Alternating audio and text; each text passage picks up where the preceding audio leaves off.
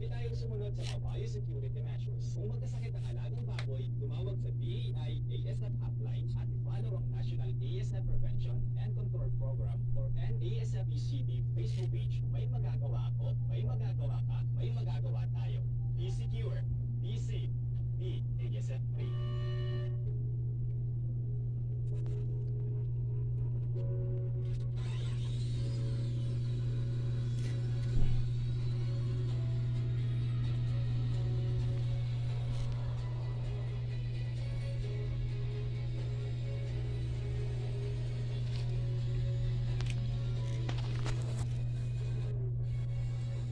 Introducing the new Isuzu Rex.